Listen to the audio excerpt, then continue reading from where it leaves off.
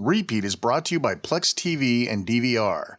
Cut the cord, keep your cash. Now watch and record your favorite free HD TV digital broadcast channels, including local news and sports.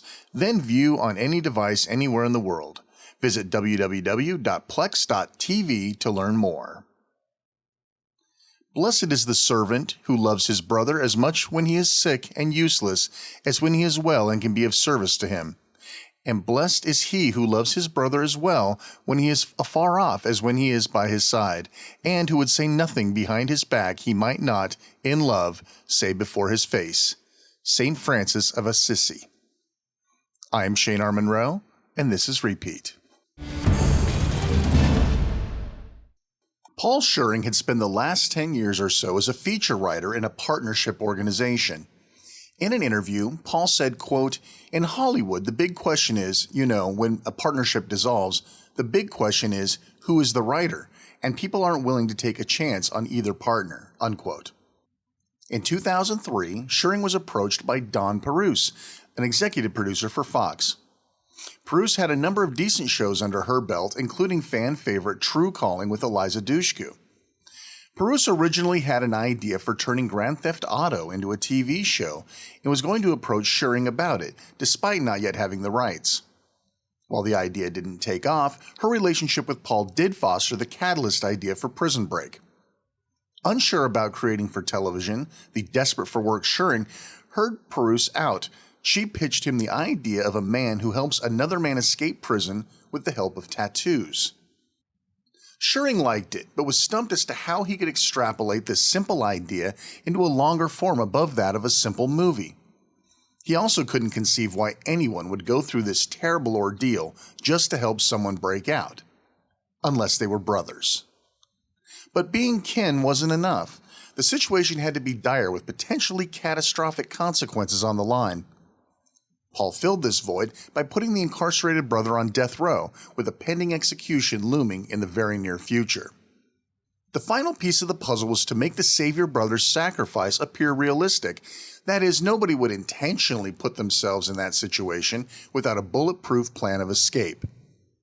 By making the breakout brother a genius engineer with his hands on the blueprints of the prison, it gave the show the last needed algorithm for success.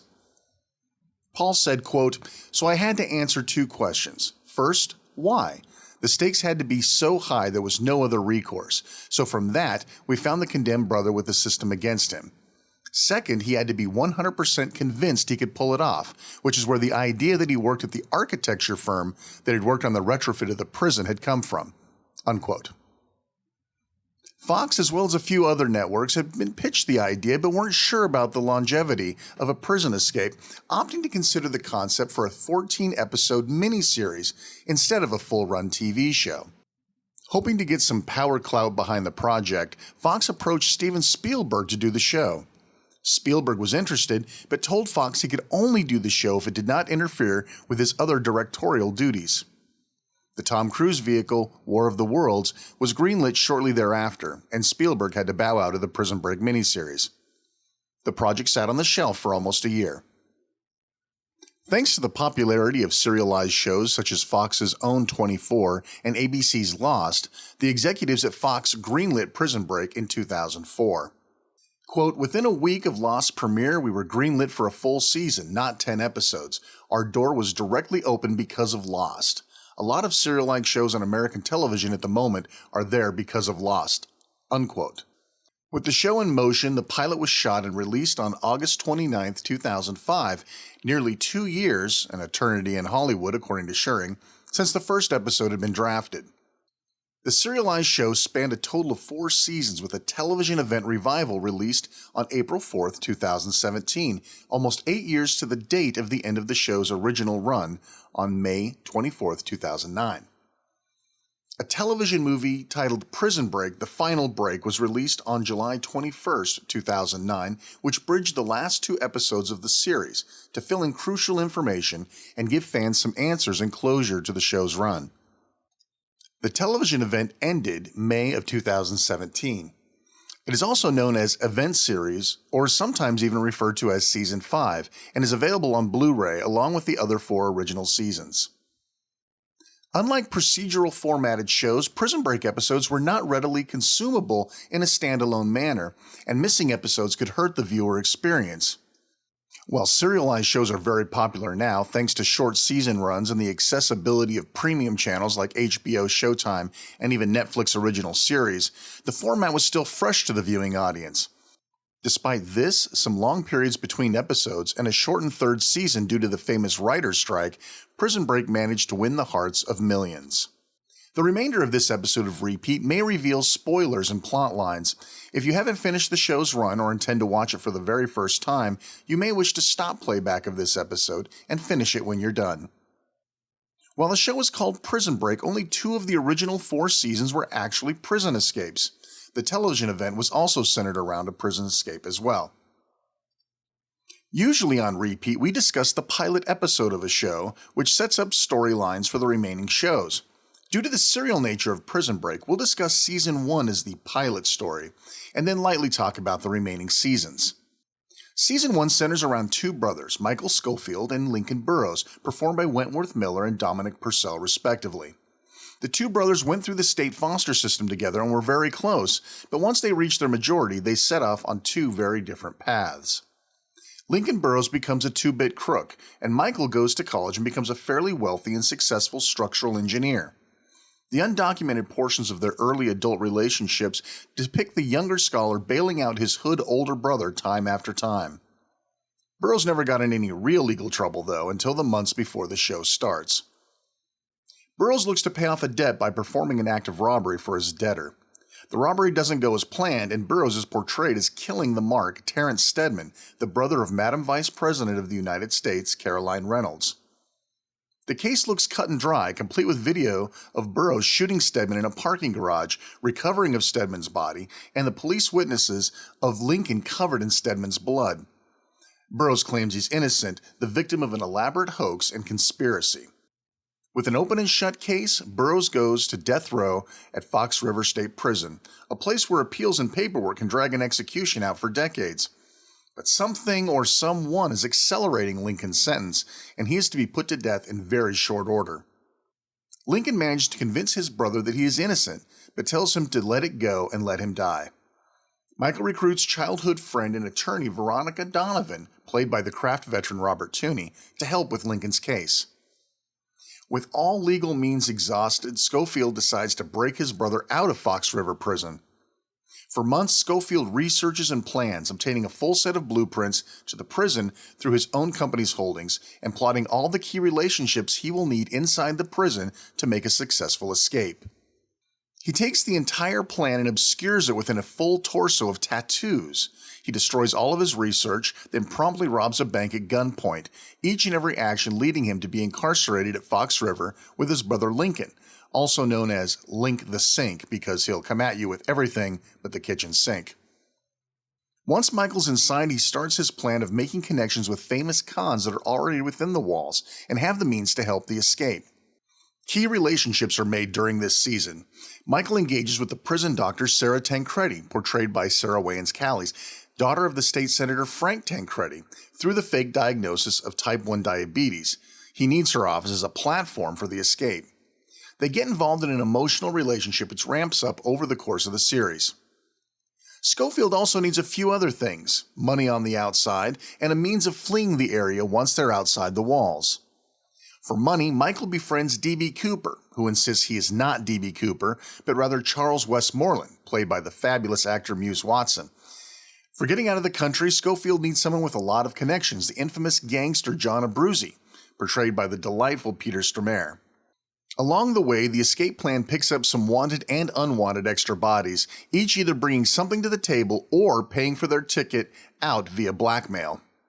Meanwhile, in the real world, we start to see the conspiracy and the active players behind the death sentence of Lincoln Burrows. His lawyer, Veronica, and another interested party seek to exonerate Link, or at the very least, halt his execution.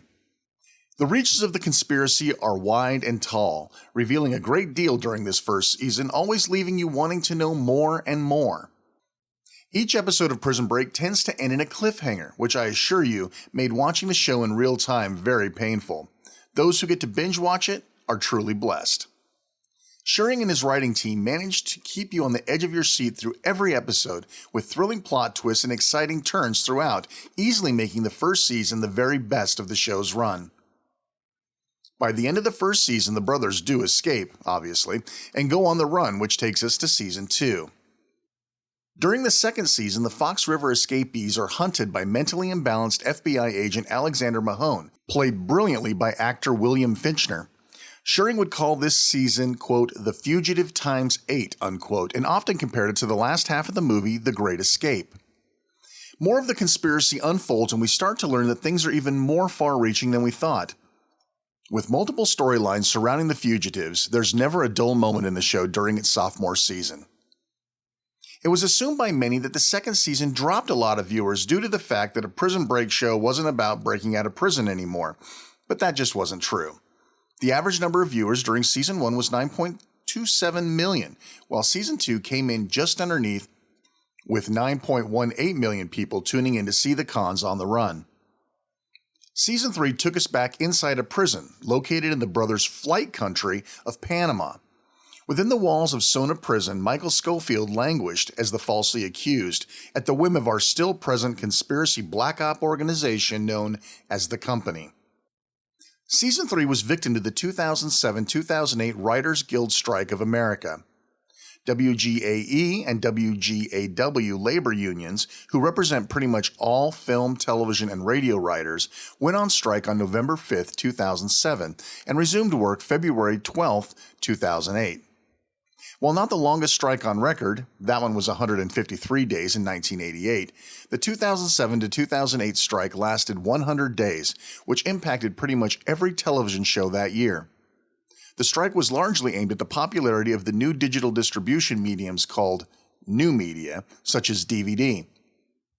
These were always excluded from royalties that the writers received, and they wanted their fair share. Due to the writers' strike, Season 3 of Prison Break was a mere 13 episodes.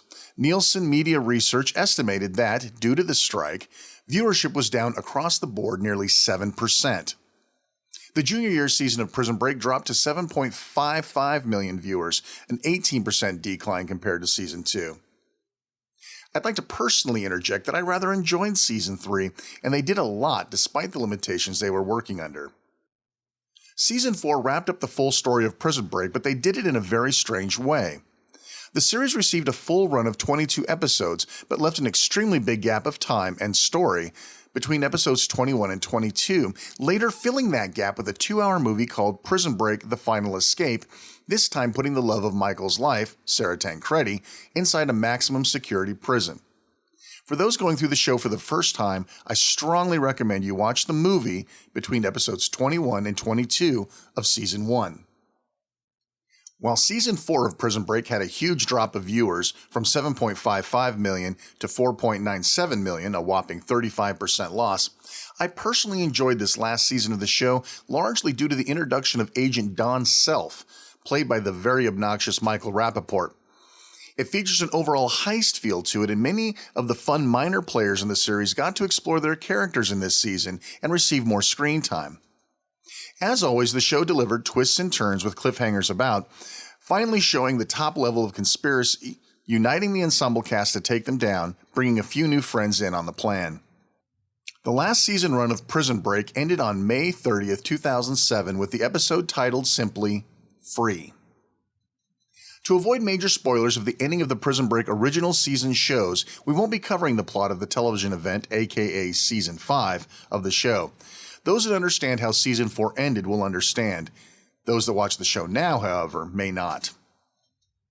When you look at Prison Break as a show, you really can't find anything particularly special. It's a prison escape fugitive show that runs 4 seasons. Sure, the writing is good, the plot twists are great, but it isn't extraordinary on its own. What made it incredible were the depth of the characters and the fantastic portrayal by the actors that played them. The cast of Prison Break is massive. To speak of every great character on repeat would require 3 or 4 shows, so we'll have to be selective, and I apologize in advance if your favorite character isn't properly represented. Let's start with the brothers, Lincoln Burrows and Michael Schofield. Australian-British actor Dominic Purcell had appeared in Fox's show John Doe and was on pretty good standing with the studio. They shipped him over the pilot script and he auditioned for Paul Scheuring. Many may think that Purcell won his part due to his buff physique and good looks, but that isn't what sold him to Scheuring. With a tan and hair straight from his recurring role in the show North Shore, Scheuring didn't think he was the right guy. But the actor's audition performance won over the Prison Break writer. Dominic was cast only 3 days prior to the production of the show. Being the brawn to the brains of his co-star seemed to suit and fit Dominic just fine. Lincoln Burrows initially had some trouble eliciting sympathy from the viewer, but in time we come to understand him and his motives, making him an endearing character despite his direct contrast to his brother. Wentworth Miller, a British-American actor, was actually nominated for various awards 8 times for his role as Michael Schofield, the brain pan of the Prison Break universe. Miller had a few minor roles in television and film before stepping into Fox River State Prison, probably most notable being that of the 2003 film The Human Stain. Paul Scheuring recalled that most of the actors he tested for the role, quote, would come in playing mysterious, but it was so cheesy and false, unquote. He was cast just 6 days before production began. Schofield's character brings this incredible level of stability and calm into crazy situations that would constantly occur throughout the show. While often labeled as wooden, Wentworth's charisma is simply undeniable in Prison Break, giving hunk Purcell a run for his money with the female fans of the show. Michael Schofield is about loyalty to those he loves, and there's never a single moment where you don't feel that Miller conveyed that loyalty. In a category of her own, Sarah Wayne Callies has to be acknowledged as Dr. Sarah Tancredi. Callies could have just been eye candy for the show, but instead turned out not only to be a fan favorite, but also possibly one of the most three-dimensional characters in the series. An attractive female doctor working at a prison with a senator father who wants her anywhere else seems like a stretch, but once you get to know her and discover her history of drug abuse, things change. She becomes a real person, and her internal conflicts around Michael are emotions that could happen to anyone. Callies was the first one officially cast for the show. The secondary cons created a real brotherhood to the show, especially the first couple of seasons. Scheuring made sure we cared about them all, even the ones that actually deserved to be in prison. In the interest of brevity, I will choose my favorite 3. Michael's cellmate at Fox River, one Fernando Sucre, played by Amory Nolasco, is the dumb romantic that believes love conquers all. His unswerving devotion to his fiancée, his inability to write coherently, and his loyalty to Michael opens up a big spot in my heart. Nolasco originally thought Prison Break was just another throwaway pilot that television studios are famous for, and despite, quote, being a bad reader, unquote, he found the script to be a real page-turner. He was so nervous at the audition he drank a ton of water and had to go to the bathroom as they were calling him in. Scheuring came to the restroom, grabbed the stall next to him and said, quote, "You're our favorite," unquote. The rest is history. Charles Westmoreland. Is he D.B. Cooper or isn't he? As the prison elder statesman, Westmoreland was essentially Scheuring's incarcerated version of Job. Bad things happened to him at every turn, but Muse Watson played him straight, and Scheuring repaid him with some of the most emotional scenes of the series. I personally grew to love him as an actor and checked out some of his other work. When he appeared as a reoccurring character on the show NCIS, I was simply delighted. Theodore Bagwell, aka T-Bag, played by the very talented Robert Knepper. The character you love to hate. The character's despicable and revolting, and completely addictive. Put whatever label on him that you can come up with, pedophile, murderer, psychopath. He discusses this again and again. T-Bag is more than just an anti-hero. He's the constant reminder that there are, quote, bad people, unquote, in prison, and such people should just stay there. Knepper said, quote, "He's a train wreck you love to watch happen," unquote, and that might just be the best phrase to describe him. I would like to give honorable mention to Stacy Keach, who I loved in Titus, by the way, who plays Warden Henry Pope, and Wade Williams portraying Correction Officer Brad Bellick. Keach spent 6 months in a British jail on drug charges in the 80s and supposedly based his performance on his old prison warden. Bellick's character really grew on me over the course of the show, and his final scene really got to me. Quite possibly the greatest character in the show was the prison itself, Fox River State Prison, shot on location at Joliet Correctional Facility in Joliet, Illinois. Originally known as Illinois State Penitentiary, the 160-year-old facility was built by both criminals and prisoners of war confined there, and the limestone used to build the prison was quarried right there on the site. The prison was officially closed just 3 years before Prison Break scouts arrived to vet it as a set for the show. Budget cuts and growing dangerous natures of the buildings were cited as the reason for the closure. The actual layout of the building's innards were used when developing the show's escape plan. Scheuring wanted a location near a large city for financial concerns, and when he toured Juliet, he knew he had found his prison, which he described as, quote, a character in itself. Quote, "You could not recreate this set on a soundstage somewhere in Los Angeles," said Miller. "I think working in Joliet lends the project a degree of authenticity and integrity that you can't put a price on. It's a character itself. I'm not sure I believe in the idea of haunted houses, but if there was ever a place that's haunted, it would be Joliet. You have 150 years of pain and violence and fear that all took place in one location," unquote. Quote, "I got on set and the makeup person refused to go into the cell," Dominic Purcell recalled. "I said, 'What's going on?' And she said, 'That's where serial killer John Wayne Gacy was.'" Dominic Purcell says he's adapted. Quote, "It was freaky at first. Now it's just like going to work," unquote. Joliet has been featured in films and television before, including John Landis's film The Blues Brothers. It is worth noting that while Joliet Correctional Center is near a river, it's not Fox River, the namesake of the fictional prison. There is a Fox River outside of Chicago, just nowhere nearby. As always with the shows we deconstruct, there's a lot of interesting information to be found both in and regarding the production of Prison Break. Prison Break was actually nominated twice for Golden Globe Awards in 2006, one for Best Television Series Drama and one for Best Performance by an Actor in a Television Series Drama for Wentworth Miller. The most notable award won by the show was a People's Choice Award for Favorite New TV Drama in 2006. When asked to explain the success of Prison Break, writer Paul Scheuring said, quote, "The popularity surrounding Prison Break comes from the viewers wanting something more from television than just reality fodder. The audience is tired of being force-fed the same old procedural and cookie-cutter shows," unquote. He explained the international appeal of the show as being threefold. One, they have, quote, "hunky guys," unquote. Two, brotherly love is universal. And three, there's a lot of bashing of U.S. government in it. Despite loving Joliet Correctional Center for Fox River State Prison, there was one issue Scheuring had with it: the cell block. It was small, cramped, and one-sided, meaning that inmates couldn't see each other, something that was necessary to film the tense block scenes for the show. Fox granted the show $300,000 to create a 3-level cell block on a soundstage. Kudos to the crew for creating a seamless experience between the real thing and the set. Being on network television posed some concerns with how to create a realistic max security prison full of undesirables and yet keep it friendly enough for primetime television. Scheuring chuckles when he discusses censorship with regards to Prison Break. Gay sex had to be stepped around with innuendo, but they were rarely censored for violence. While profanity and certain things like Jesus Christ or God damn weren't allowed, the writers used slang that was, quote, "too hip for censors," unquote. After all, how did Teabag get by them? The best story regarding slang is from Paul himself.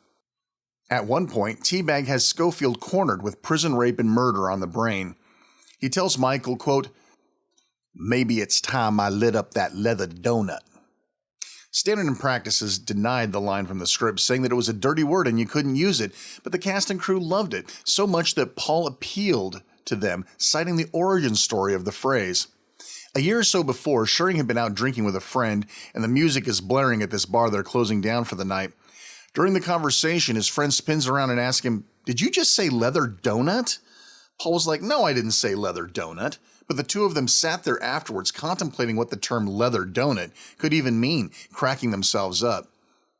Even after being told that it was a completely made-up phrase and had no foothold in depravity, the censors still refused. Paul called the president of Fox begging to be allowed to have leather donut in the script. It was denied, and Robert Knepper said the writers all thought the show was canceled when Paul came into the writers' meeting dejected about losing the line. The production line ended up truncating the word donut off at the end with a quick camera cut. This appears about 31 minutes and 15 seconds into the episode called Cell Test, which is episode 3 of season 1. A neat element of the show was the moments of genius that Michael Schofield dazzled us all with. When faced with a solid wall in the tunnels outside the cells, Sucre asks how on earth they're going to get through a solid wall. Schofield explains Hooke's law. If they drill small holes at precise locations in the wall, it will weaken it so that it's easy to get through. To mark the exact locations, Michael projects a picture of a devil on the wall, traced from his tattoos, which has precise points on the tips of the horns, etc., for them to drill through. Sucre, being a religious man, isn't keen on drilling through a devil, be it a projection or not. Originally, this was going to be a Jesus on the cross with stigmata marking the drill holes, but Fox eventually vetoed the idea on the grounds that it could be offensive. The first season of the show took place near Chicago, but the second season would have the Khans on the run, visiting various towns, both rural and urban. The production of the show moved to Dallas, Texas, as they were able to travel very short distances of about 30 minutes to get to very different types of landscapes to shoot on. The Panama shots were done in Pensacola, Florida, at the expense of about $1.4 million per episode. The second prison featured in the series, that of Sona in Panama, was externally filmed largely at the then-defunct Swift Armor meatpacking plant in Fort Worth, Texas. The interiors in the main courtyard were all built to suit from the ground up for the show on existing studio sets. For urban explorers looking to get a closer look, you're out of luck. Most of the property has been demolished and, as at the end of 2016, was being prepped for new real estate investments. Supposedly, this was a real piece of Fort Worth history, and many locals were sad to see it go. Schofield's tattoos? We have some interesting information for you on those. In the show, Michael had the tattoos expressed onto his body, but in reality, it's estimated it would take 4 years to have your body engraved with that much ink, and it would set you back about $20,000. Application of the skin art took a whopping 4.5 hours when all the art was needed for a shoot. Many times, only partial makeup was required thanks to clothing or set pieces covering them. Sarah Wayne Callie's absence from Season 3 and the rather horrific way the writers had to deal with it appeared to be a simple dispute between Callie's and the network. While neither side really wanted to get into it publicly, there didn't seem to be any malcontent with either side. Callie said, quote, "As hard as we all tried, the Prison Break powers that be and I were unable to find a way to meet both the needs of the story and the needs of my family. We parted, wishing each other well. I had a wonderful time working with the creative team and have a world of respect for all of them. They took great care of Dr. Sarah. I'm also enormously grateful to the fans. They've been so gracious and supportive, and I hope they continue to enjoy the show," unquote. Callie's returned to Prison Break in Season 4 for the remainder of the series. In terms of pop culture influences, there are a few interesting notes. There was a Mobisode low-budget spin-off show that featured 26 episodes that ran about 2 minutes each, exclusive to mobile phone viewing. None of the cast, crew, or writers worked on this project, however. Prison Break became a video game for PS3, Xbox 360, and Windows PC. Released on March 16, 2010, the game took place during Season 1 of the television series, but featured a character outside the mythos, Tom Paxton, an agent for the company. The game was considered average, getting roughly 3 out of 5 points in most rating systems. It isn't impossible to find the game for under $20 for consoles, but it's a little more difficult to find the PC version. Most of the music for Prison Break was created by Ramin Djawadi, but some viewers, including yours truly, were stunned to hear a familiar piece in episode 20 of Season 1, the theme from the Fox show House MD. The song during the final montage sequence is called Teardrop from the album Mezzanine by the group Massive Attack. Prison Break's music supervisor claims he was unaware of the song's affiliation with the Hugh Laurie show when he selected the track. By the way, that song has lyrics, and any fan of House will find them extremely out of place. www.patreon.com/repeat for more information. I'm Shane R. Monroe. Thank you for listening to Repeat.